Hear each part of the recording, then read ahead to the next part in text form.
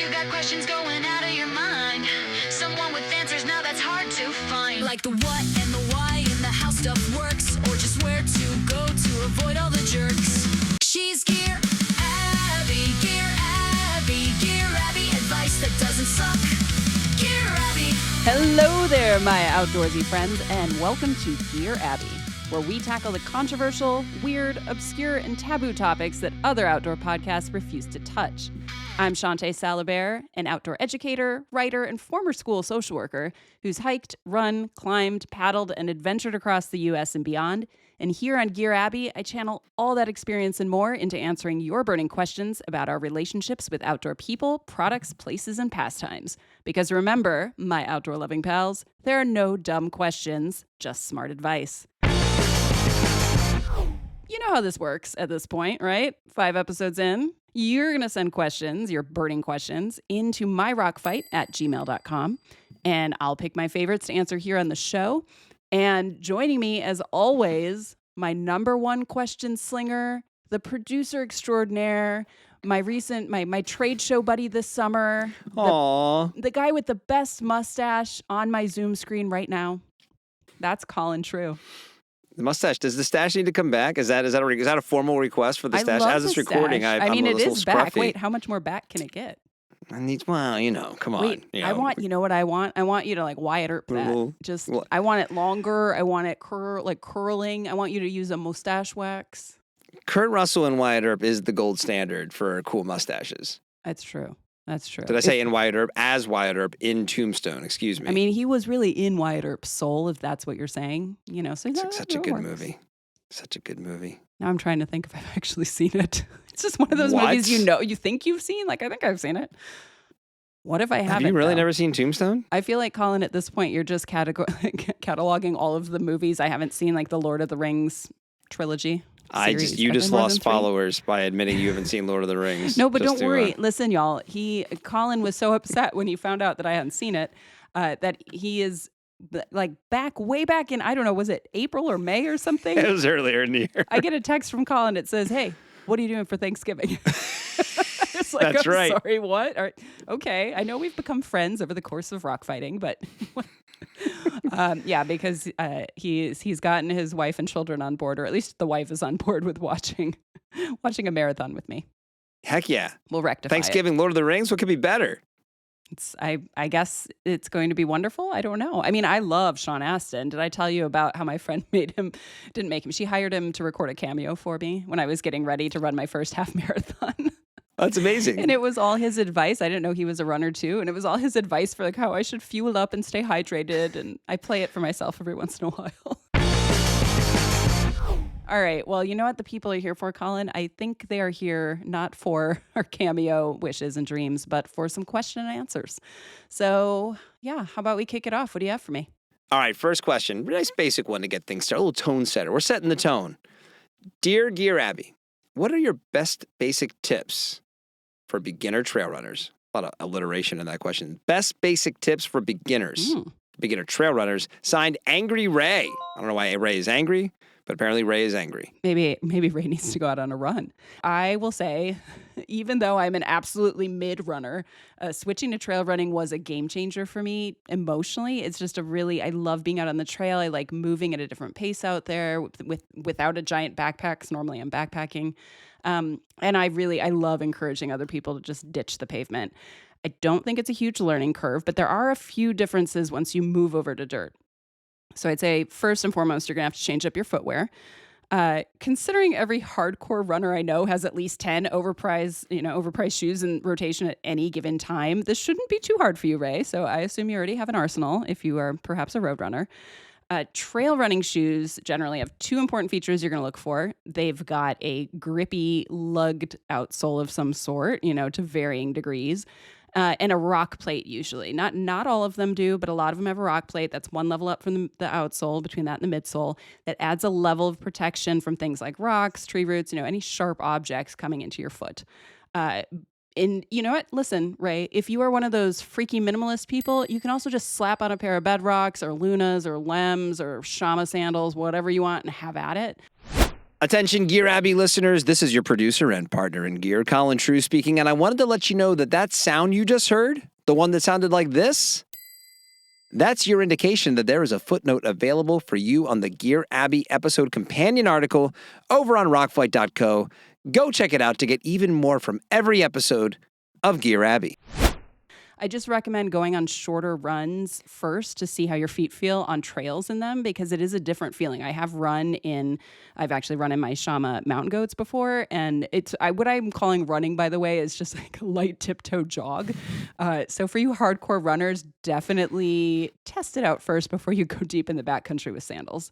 I need to just break in. If you're going to talk about freaky minimalists, there was a glaring omission on this list. Wait, who did I miss? Vibram Five Fingers. Oh my God, the original freaky minimalist. Yeah, right. I still remember getting a pair of those shoes and wearing them around my stepdad, who was deeply horrified. Like, it's to this day. This was probably 13 or 14 years ago, and he still gets upset when I wear NGG socks in the house. Yeah.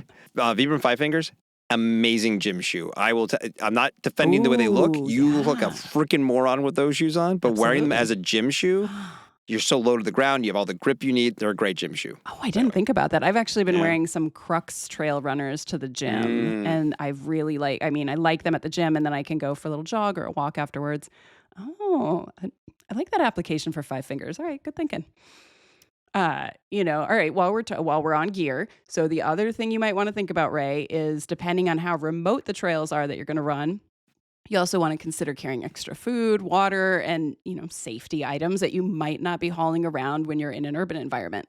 So I have two different vests that I toggle between. We've actually talked about vests on the show before. I've got a super lightweight Ultimate Direction Ultra Vesta that I use for shorter runs. I also use it for races, but I use it for shorter runs where I'm probably just carrying a very minimal first aid kit and some snackage.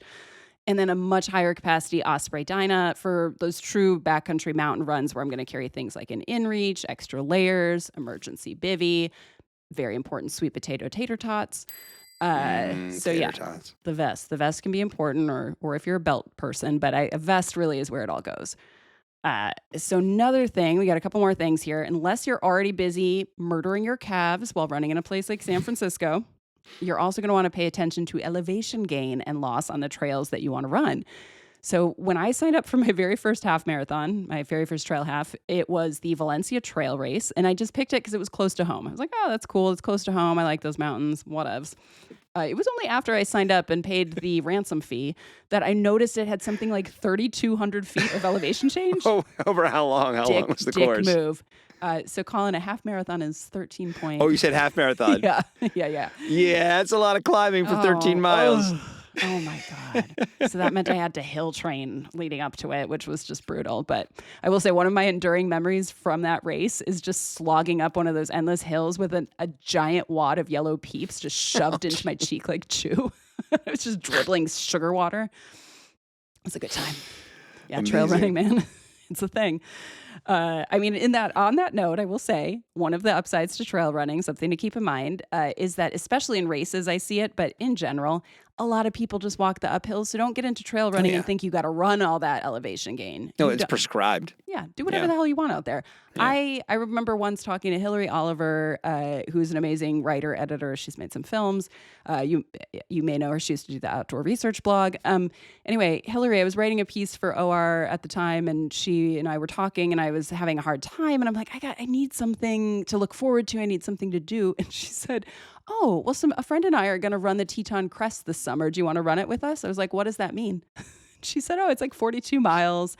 I was like, what if I don't run? I don't run. And she's like, oh, well, you can, we'll walk the uphills and we'll jog everything else. And then we'll eat a lot of donuts. I was like, running might be cool. That's how I started running, actually. It was because Hillary tried to get me to run the Teton Crest Trail.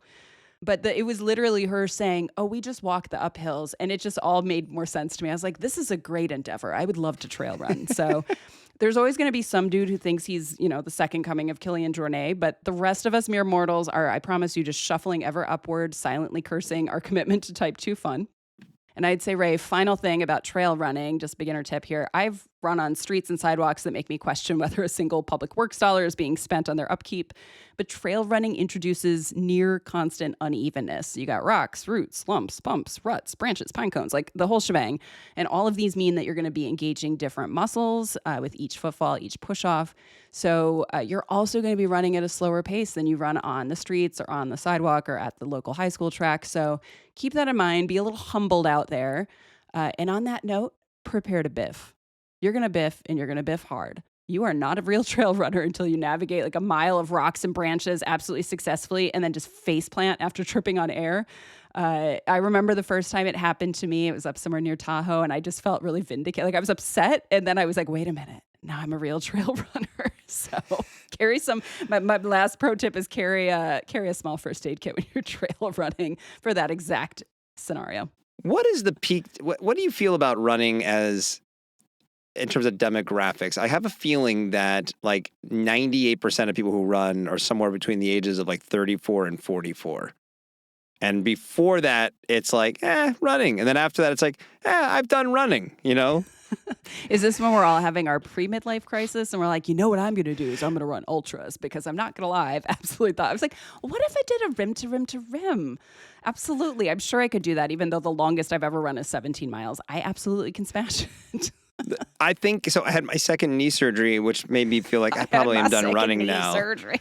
I feel like if that had happened in my late 30s, I would have been really crushed about like, oh my God, I can't run anymore. And it's such a and it's like what I need to get engaged in the world and be who I am. I was like, my late 40s, I'm like, yeah, it's all right. I can ride my bike. It's so funny. I will say I've slipped into that. I started weightlifting this past year, and I'm like, oh, I really like this. But I'm like, oh, well, if I'm weightlifting, I don't want to run, because isn't that going to be too hard on my joints, and I need to preserve them for deadlifting? Yes.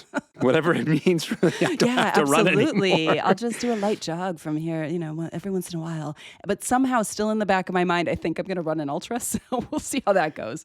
It'll probably be me crawling. I'm just going to But a 50K, you don't need to, the 50K is the perfect just a 50K. Distance. Yeah, yes. That's my thought. Yeah. I'll just pick a trail that's only uphill so I can walk the whole thing. I will crew for you, by the way. Oh, would you? I am, really? Yes, of course. I am an excellent crew mom. I will crew the shit out of you. You will be fed and out there. Dude, I'm great at aid stations. Oh, hell yeah. I'm signing up tomorrow. All right. To run next year. But only 50K. I don't want to do overnights anymore. So it's got to be done in a day. That's fair. Okay, me neither. Yeah, we're good. 50K. One and done. Thanks, Colin. All right. Amazing. I can't wait to now. Apparently, I've committed to running a 50K on a podcast that other people hear. So I guess that's happening at some point. Colin, save me from myself and ask me another question, please. Okay. This next one is from Daddy Warbucks. Okay. So apparently not a fictional character, but a real person. Dear Gear Abby, all right, hopefully this is a fun one for you. If I gave you a $100 gift card to REI, what would you buy with it? Signed, Daddy Warbucks. All right, hook me up, Daddy. Oh, wow. Gear Abby's one of those. Yeah. Listen, I'm ready, willing, and able to gold dig at this point in my life. All right. For real, though, somebody has, in fact, actually once given me an exact amount, $100 REI gift card. My friend Brooke found one in her house when she was moving to Denmark, and she just looked at me and she's like, "You're outdoorsy. Can you use this?" I'm like, "Of course I can." You bet I can. You bet I can. I actually used it towards my first GPS watch, which we talked about in episode 2. Wow, full circle moment here on Gear Abby. It came full circle because that's the watch I took over to Denmark, and she's the one I ran the 5K relay with. It's still stained in cheese and beer today. Yeah, it's just slathered in Gouda. But no, if you're going to give me $100, my quick and dirty rule is that I tend to maximize my spend whenever I have a discount or, free money of any sort. So I'm going to do a few things. First, I'm going to look at what's on sale. And if I can, I'm going to try to time my buy to one of those sweet 20% off member coupons or, Labor Day sale or one of their garage sales. Next up, I'm looking at the things that never go on sale. So pricey electronics and Hokas. Can your girl get a pro deal, please? Do they not have pro deals? Does Hoka I'm have sure pro they deals? do, but I don't have one yet. Hoka. Colin, we're media. Call we me don't girl. Pay for Call shoes. me girl. Yeah, Hokas, man, they don't ever go on sale. That's one of their things. So I've absolutely put my REI refund towards Hokas in the past. And then I'd say the final thing, if nothing in those two categories stands out, I just put it towards a big ticket item to kind of lessen the sting.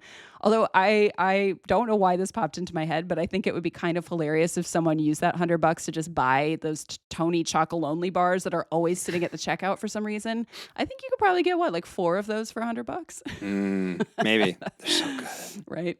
I don't know. Anyways, listen, Daddy, if you want to Venmo me right now, that is Shawnté-Salabert on Venmo. I would put your generous gift toward a Goal Zero power station, mostly because I feel like I should be doing a little bit of a better job preparing for the apocalypse.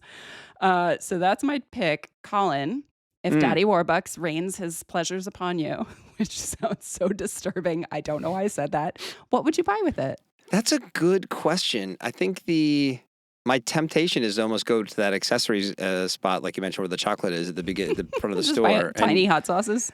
Yeah, a lot of maybe the snacks, the maps, the books, that kind of area. Do I load up on a couple of backup Nalgene bottles or something like that, or is this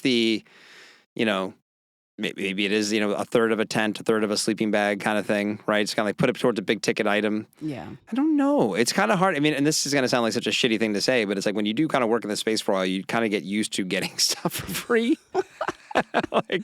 Wow. You guys, I'm not used to it, so feel free to send me things. Oh, you're gonna be once people realize who Gear Abby is. I think. Yeah, I don't know. I mean, the thing is too, like as much as I complain about, on the Rock Fight about, the amount of stuff we're making and even, but right. I think if you look at the apparel section at a REI, is a lot of stuff that kind of matches up with my sensibility. So, maybe a couple pair of like, overalls. Cool pants, okay. All I want is for Colin to wear a pair of overalls. When we were at Switchback Spring earlier this summer, we were at the Livson booth and they had the overalls there, and I want a pair for myself. They looked amazing, and I loved the collab with Nara. B, there was this just ongoing back and forth about Colin wearing a pair of overalls, and he has decided he's a staunch non-overall person. But I told you the REI overalls actually fit really well. I'd like to hear from the Gear Abbey listeners. Andrew at Livson, who I just love dearly, love what they're doing at Livson. He's such a good person and great brand and friend of all the shows that are on the Rock Fight Podcast Network. I think I'm not sure. I think overalls, unless you're really using them like in a situation that requires them, they shouldn't be worn. I don't think they're casual. They shouldn't be worn casually. That requires you're working on a farm and you need whatever. You're out there. You need to be covered up for whatever reason. No shirt underneath. You're just sweaty with your overalls on. No one said you didn't have a shirt on underneath. Kind of. I want you to have a shirt on. Maybe that's what I need. Maybe just wear it without a shirt and feel like that was socially okay. Then maybe I'd be more into overalls. Wow. The email again is myrockfight@gmail.com. And listeners, please, I would like to start a listener poll, the most awkward listener poll of all. Just respond whether or not Colin should wear overalls, and then we can put it on the Rock Fight Instagram. That's all I want. That's all anyone wants, really. All right, so far I'm kind of into this episode. I am excited to see what comes up next, Colin. So, Colin, who should wear overalls, what do you have for me? Dear Gear Abbey, I'm a huge backpacker. It's actually become such a big part of my life that I've already hiked the AT, and I'm thinking about completing the Triple Crown. I've been dating a really amazing guy for about 6 months, and I feel like this one might actually last. Hey, yo. Sort of a hard transition from the backpacking into the guy, but it's okay. We're using some brevity here. Hopefully there's something tying in here. Yeah. He's not a backpacker, okay. but because he knows how important it is to me, he's open to trying it out. So the boyfriend might be open to trying backpacking. Do you have any tips for how I can make it a really positive experience for him? It would be so amazing to go on trips together. Signed, Sam R. and Ben. Aw, I am such a softie for sharing my favorite things with my favorite people. All right, I got you, Sam. And, all of this is just my general advice. But remember, at the end of the day, we cannot make people like the things we like. So I'm going to try to give you some tips from my own experience that will help you open the door to your boo possibly liking what you like. So think about it that way. So I once had the opportunity to take my bestie, Brooke, who we just mentioned, with the REI gift card. She's really done a lot for me. So I had a chance to give back to her. I had a chance to take her backpacking for the first time, many summers ago. I'd been working kind of day and night on this PCT guidebook that I'd written. And after ripping me a new one for spending more time with what she called my guidebook boyfriend than my human friends, she said she wanted to know what all this backpacking fuss was about. Like, she wanted to know why I was so drawn to being out there. So being a creature of habit, I took her up to the Sierra, my favorite place on the planet. And I planned a short trip on the Bishop Pass Trail. So we were going to hike in a few miles, camp near a lake, and then Alpine Wonder would commence as it does. The hike up was tough for her. There's actually quite a bit of elevation gain up front on that hike, which I conveniently forgot when I was planning it. But I carried the shared gear. She wasn't used to being up at altitude or hauling around a pack and dealing with that elevation gain. But then we got to this spot. And this is where the magic happens, is you kind of come up, you're almost to the first lake, and you turn a corner, and boom, you just see mountains. And she stopped and she was quiet for a second, and then she turned around and had tears in her eyes, and she just said, "Okay, I understand it now. I get you why made up you the love tears this." part. No, Admit you made I up the swear to tears God, part. her eyes were watery, dude. It was amazing. I was awesome. like, "You get it." Yeah, it was just, honestly, I'll relive that moment forever. It was so special. Like, she may never backpack again, even though we have talked about it. Now she lives in Denmark, a little harder to backpack with her. But I just, it was such an incredible experience that, Sam, if we can make this happen for you, I want to help make it happen. You didn't mention, though, here's one piece of information I don't have, is if your baby is a hiker or camper already. And if he's not, you want to start with things like day hikes, camping trips at front country campgrounds, just to see how he feels about extended time in nature, sleeping on the ground, before you get all Cheryl straight on him. So when he is ready to get a little bit more feral, maybe then that's when you strap a full pack on him, walk around with it, even if it's just in the neighborhood or up and down some stairs. Just repeat that last part with a more sexual connotation. You want to get feral, strap a pack on him, walk him around, even if it's in the neighborhood. Hey, Okay. listen, Sam's really into backpacking, and if we can get Sam's boyfriend into it too, hey yo. We'll get to there. I feel like that's going to come back and make an appearance. But let's move into cleaner dirty pursuits. So I'd say when you're planning this initial backpack, just stick to something that isn't going to be a total grind. The mileage for that trip with Brooke was 5 miles, like maybe just under 5 miles one way. And it meant that we could hike as slow as we wanted to, take as many breaks as we needed. And we definitely still got into camp with daylight, so we didn't have the added stress of being in an unfamiliar place when it's dark and trying to set up. Also, choose a location that you think might blow them away. I mean, just like any drug, if you want to get them hooked on backpacking, show them just how amazing it can be from the jump. Bonus points if you work in any sort of feature, thing that he digs. Maybe he's a lake guy. Maybe he likes hot springs. Try to work that into the trip too. That's something like, do you want to stick your nose in a pine tree? Go camp in the forest. And since you mentioned you're a thru hiker, you're probably used to lightweight gear, more minimalist gear, but I'd say make sure you outfit him for comfort first. That might mean renting or borrowing gear because maybe you don't have extra gear to loan, or you don't have, more comfortable gear, until you get him hooked on the good stuff, and then he can start splurging and spending those $100 REI gift cards. You can also commit to, I'd say this is what I did with Brooke, carry some of the load, carry the shared gear at the very least. It's not that he can't, and maybe tell him this, that you're not questioning his ability to carry things, but it's more about letting him really just enjoy the experience, this kind of new experience that can be sort of freaky for people if they haven't done it before. And he can just focus on the beauty instead of how much he's sucking wind. Like, I think that's a great idea. It's also nice if you want to pack a few surprises, a few things that'll make it extra fun, lightweight camp chairs, special food, his beverage of choice, just to bougie up the experience a little bit. And I'd say also be sure to talk about expectations, talk about worries before you get out there. A lot of times, no matter, people of any gender can be afraid of things in the outdoors. You could be afraid of going to the bathroom outside for the first time, bears, being outside in the dark, sleeping in a tent. Any of that is normal. People of any age, any gender, any background can have those fears. So you're somebody who's super experienced. Open up that conversation, make sure that he feels like he can ask you things without feeling shame or guilt or anything. Also, open up space for him to not like it. He just may not. Have a plan B, like running back to the car and steering towards the nearest hotel with a jacuzzi. The whole point of this is that you want to share something you love with him, not that you want to force him to do something he doesn't like. So keep an eye on it as you're out there. And to that end, just let go of all your expectations of what it's like to go backpacking. It's going to be completely different with somebody who's never done it before, and it's going to be completely different to share it with someone who's special to you. So on that note, Don't expect to get busy out there your first time. Like, this is not the time to be busting out the lube. Backpacking is a lot to take in for a newbie. And honestly, being covered in dirt, having to shit in a hole in the ground, all of that is not going to be terribly libido enhancing for most people the first time around. So I'd You say don't know try their to, kinks. Yeah, you I know? don't. That's true. You may discover some new things out there. I have absolutely on that trail, actually, on a different trip, I encountered two people filming a little personal OnlyFans vid. So people do absolutely get it on outside. I have not in view of anybody. Just pointing that out to those people who are on the Bishop Pass Trail that day. But yeah, maybe not your first time out, or who knows? Maybe your boo gets out there and he's like, "Oh yeah, baby, I love seeing you all caked in dirt. Let's do it." So, that's a whole nother, someone can ask me a question about that. We'll talk about that on a different episode. Oh, I'm sure those questions are coming. They are, no pun intended. Wow. I'm a little disappointed in myself that Wow. I said that and then didn't even realize that I had said it until you pointed it out to me. You could have walked right through that door. I'm so sad for you, Colin. I think I'm taking the opposite approach with Sam here, Gear Abby. Wait, what is your approach? Yeah, just don't do it. Let him find his own thing to do. This is your thing. Let this be your thing. I think it's too much pressure on people to have to do things together. But he asked. Sam saying He's that he just asked. being nice. You don't know. Were you in the room? Do you know this person?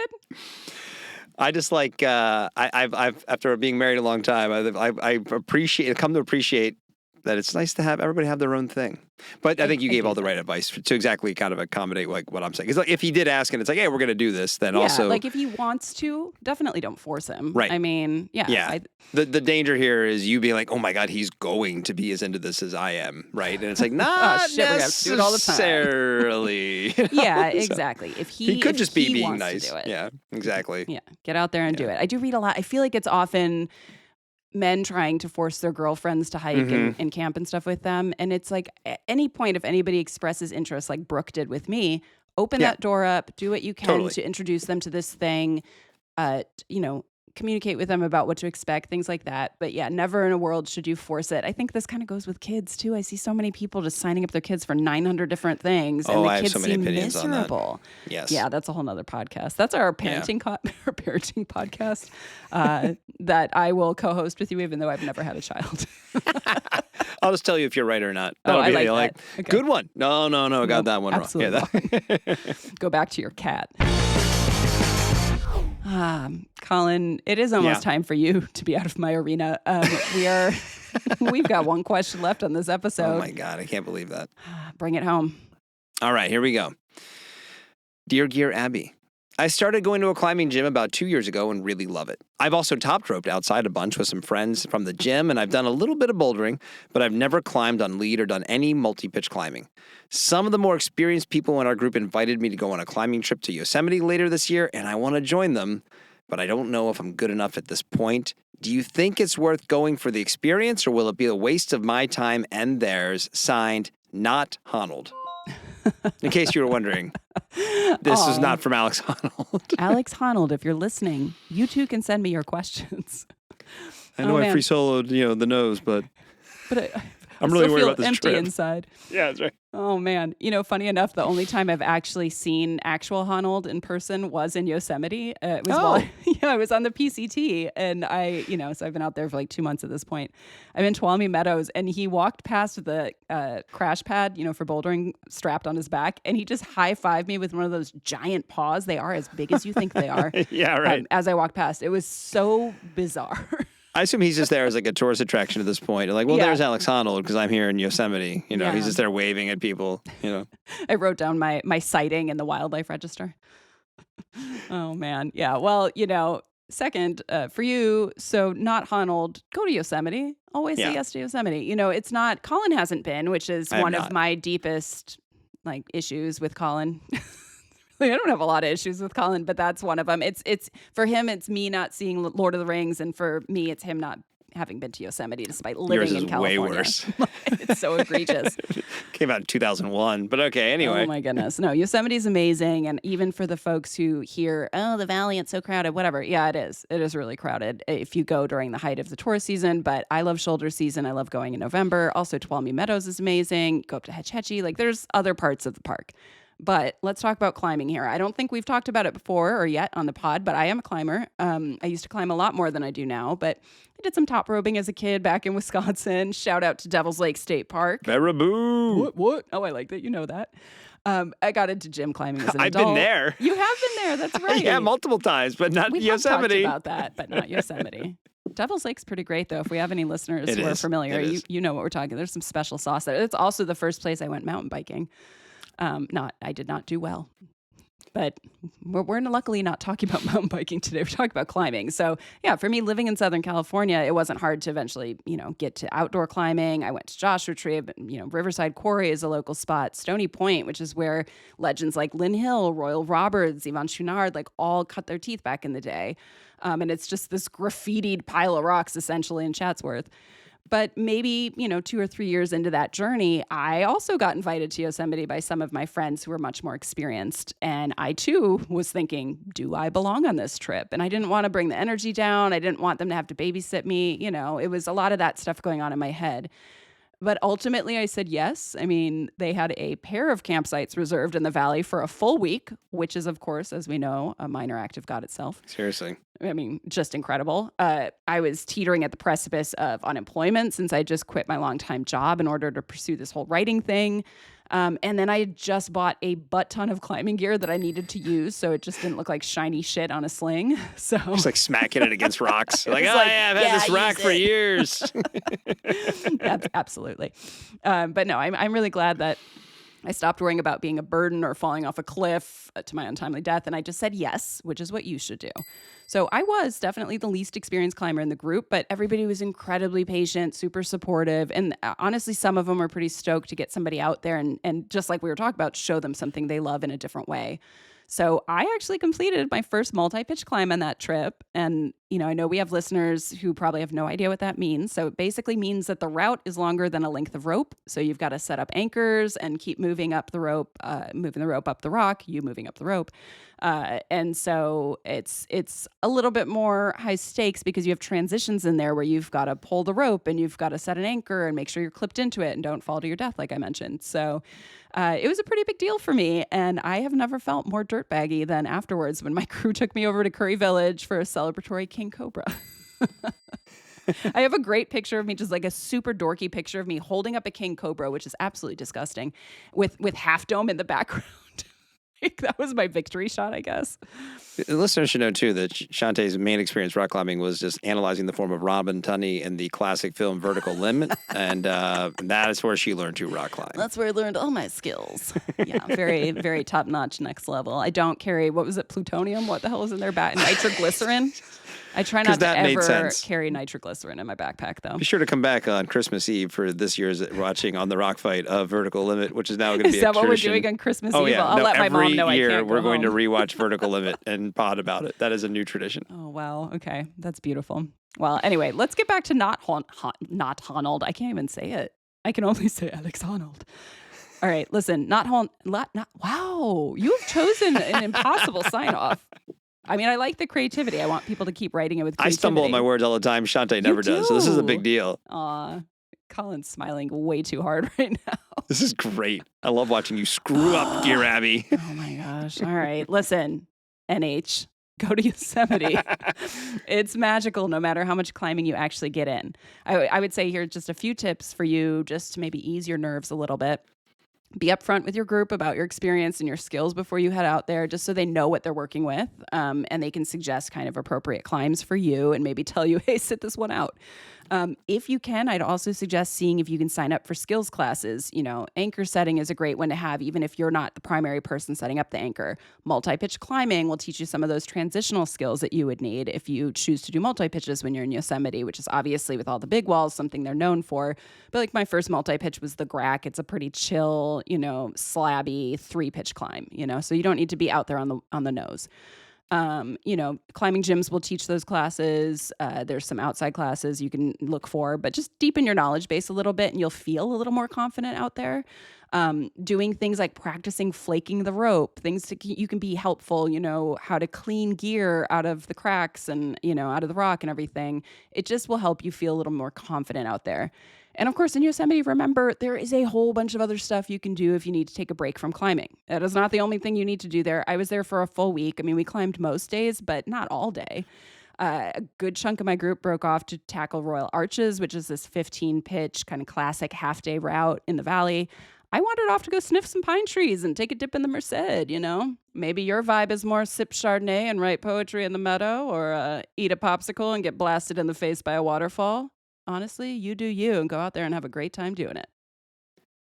Yeah, this is obviously a big adventure going up to Yosemite with a bunch of rock climbers, whether you're experienced or not. I think the thing about the common thread here that I'm picking up is this is a common thing, even if it's, hey, we're going on like an after-work trail run and I don't run very far and these people run more than I do. And it's like, listen, if people were inviting you along, then it's not going to be like, it shouldn't be a sufferfest. If it is, then they're dicks. Like, so like if I wanted to go and do something and I invited someone, whether I knew that I was faster than them, they were faster than me, whatever it is, it's like this has now become a group communal experience. Yeah. And if one of us shows up and just takes off we're gonna go try some like 5:15 route that I know you can't climb, then like, what are we doing? Like, why did we bother to do this? I should have gone and just done this on my own. So, right. You know, so I think that is a common thing. So the point being, your advice is spot on, Gear Abby. Oh, thanks say yes. Again, validation. You just say yes because you assume best intentions and go have the experience. Because actually, worst case scenario here, even if they are dicks, he still went to Yosemite. So it can't be that bad. I really think, listen, when someone invites you along to do something, they want you there, you know? Yeah, so exactly. I think I'm thinking of the first time I went hiking with Liz Snorkel Thomas, friend of the pod, over at Treeline Review, a very decorated thru hiker who's created some own routes, set a speed record on the Appalachian Trail. Liz, I had interviewed her, I don't remember if it was for Outside or maybe REI Co-op Journal back in the day, and she wanted to go on a hike. She was working on a book about waterfalls, and she's like, oh, come join me. And I was like, oh, no, I can't hike with you. I know how fast you hike. This is going to be bad. And I said yes anyway, because I was like, well, all right, she did invite me. I didn't force myself upon her. And out there at one point, I noticed that she looked like she was walking through molasses, like she was trying to walk slower. And I'm like panting behind her. This is like during a period where I just wasn't in great shape. And at some point I said, it's okay. You can go up ahead. I'll meet you at the next junction. And she's like, well, no, the whole point is that I invited you because I wanted to hike with you. Right. And I was like, oh, yeah, that's right. You want me here. You don't care that I'm slow as shit. So it ended up being the start of a really amazing friendship. And now I hike at a more similar pace to Liz. And now Liz knows to leave you at home because you can't keep up. Liz doesn't invite me anywhere. But yeah, say yes, get out there, have fun. Tell Colin all about it. So maybe he'll want to go someday. Yeah, maybe. And I'll tell you all about Devil's Lake State Park. Oh, man. Well, you know what? I'm calling it there. And I'm going to say that's it for this episode of Gear Abby. Until next time, send your burning questions about your relationships with outdoor products, people, places, and pastimes to us over at myrockfight@gmail.com. And I'll do my best to answer them or find someone else who can. It probably won't be Colin. Today's episode was produced by David Karstad and Colin True. Art direction provided by the talented Sarah Gensert. I'm Shawnté Salabert, and remember, there are no dumb questions, just smart advice.